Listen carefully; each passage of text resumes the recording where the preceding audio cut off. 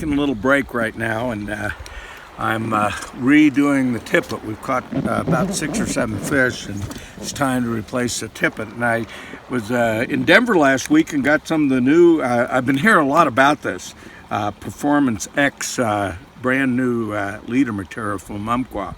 Several of my friends had some of it, and it's got finally something that's not going to deteriorate. He's got the big number 3X. You can be blind and you can see it. But I've got everything right on here, and so far I haven't broke a fly off, so it's worked pretty good. Got 6X down to odd X. Now, one of the things too that I like to do is talk about, when you're out float fishing. Important to have wraparound sunglasses. These are light sunglasses. I've got a hat. There's all kinds of hats you can wear. This was at 85 degrees the 4th of September. It's unseasonably hot. And I noticed that I have a lanyard, and I love this Dermatone. I've used it for years, and it reminds me, because I've got it right there, to put it on. So that worked really good. And I have everything I need, my forceps, my clippers, wipe my sunglasses off, all on the lanyard. A very important thing to have. And one of the new things I picked up when I was at Umpqua is their spray and the shake and bake. But my favorite floating of all, and I just love it, and it is in my pocket right here. Where did it go? Uh-oh. It's in my pocket. Dry Magic.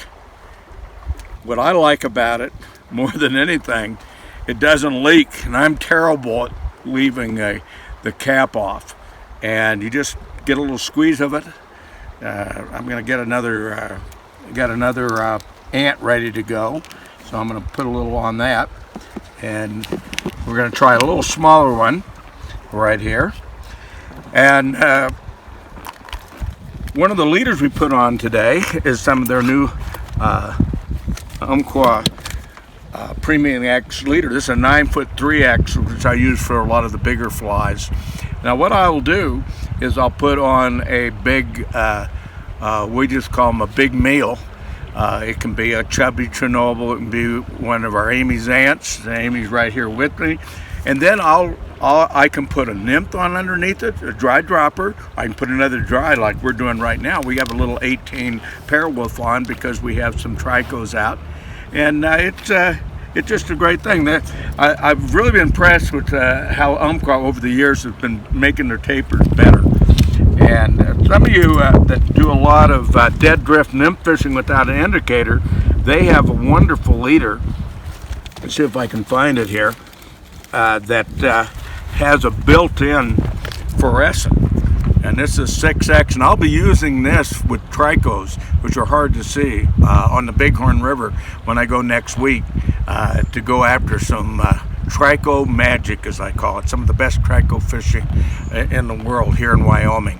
And that's where we are, wonderful Wyoming, one of the great places to go fishing. Some of you who've been watching the YouTube, in fact, on my YouTube channel, Jack Dennis Fly Fishing, there's commercials, fly fishing commercials from Wyoming. Really terrific. Anyway, we're getting ready to go, out in our fly craft and have some fun. But before that, I'd like to have my daughter hand me the rod and talk to you a little bit about two flies. We did this a little earlier. We showed you how you put it on. This is the ant, and we got a 5-weight. And one of the things about throwing big flies, or two flies, is that you got to have a cast. And let me tell you, one of the most important things in fishing from a boat is when you cast, automatically that line goes under your finger. And when you set like this, and you pull down and bring the rod. It's called a slip strike. So we're going to do it again, slip strike. Now, in a boat, you can't go to a reel. A fish will just go right into the bank, so you've got to be able to strip. Now, if you're up here trying to do the fish, and you reach down, my rod tip goes down, gives slack to the fish, and especially with these big foam flies, they just throw it. They just boom, Many times they just grab it and hold on to it. When you give them slack, they let go of it. Sort of like a tug of war with the dog. Quit pulling, the dog lets go of it. Okay, so let's talk a little about this. How do you get it to straighten out? One of the most important things is to practice a short stroke cast where you pull down on the rod. Pulling down on the rod into the wind, we've got a nice breeze here, see? No problem throwing in 2 flies into the wind if you learn to pull down and use the butt section of your rod. And as you do that, you shoot the line, come right back here, and strip as you come back. Boat fishing really requires a cast where you cast downstream. Now, I'm casting with like this, with a loop, what we call a cast mend, mending in the cast, where the line goes upstream and the flies go downstream. And one of the problems is you gotta make sure that you have a tight line, because if you let the line go down like this, you got to pick up all that line. So it's a constant battle about feeding line, and some of the best way to feed the line is with your rod tip. Now you can see it's pulling like this. Now if I pull it and let it go, I mean, that's a real easy cast. I want to go over there, I pull it, but I'm fishing it downstream. And from a boat, a good guide pulling back on it and letting you do it, and you can get a drift-free float in about anywhere. It takes a lot of practice. How do you get that into your cast? Well, you go out in the backyard, throw a hat out about 20, one of these baseball caps about 25 to 30 feet, and you just practice that, bringing the line up, pulling it down, bring the line up. Your rod and your wrist should be tight. Now, if you start doing this, you're never going to throw into the wind, because you're going to get too much of a bend in your line or too much of a loop. So what you've got to do is learn that, especially from a boat. Sit down in a chair and practice before you come. On a boat like this, you can't stand up. And on these small rivers, you've got to learn sitting down. And the best way is to practice in a chair and get prepared for your float trip. Now notice again, my line is always upstream, or if I'm casting moving, my line's upstream, my flies are downstream. Very seldom out of a boat, unless you're fishing a streamer, are you going to be able to cast back upstream. Now let's talk about 2 flies. When you do it 2 flies, you point. You have to pick it up with authority. Pick it up and point. You point it, and this gives you what we call a deep loop.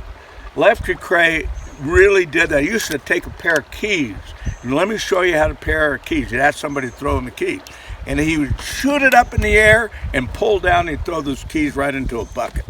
So there's your keys. So one of the things is point up, pull down, point up. Notice, and what that does is keeps the 2 flies. If you notice, all the flies are coming out just perfect.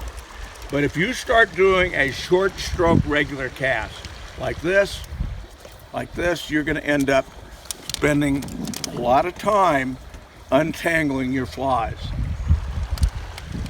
Anything, whether it's a golf stroke, I compare casting to a golf stroke. You've got to do it. So if you're going on a fishing trip, you go in the backyard and practice. I mean, would you go into a basketball game or a baseball game without throwing a ball? Think about it. When's the last time you cast? One of my friends in there. Oh geez, I think it was last year. Wrong. Spent a whole day just tangling and everything. The next day, everything started working. So think about the practice.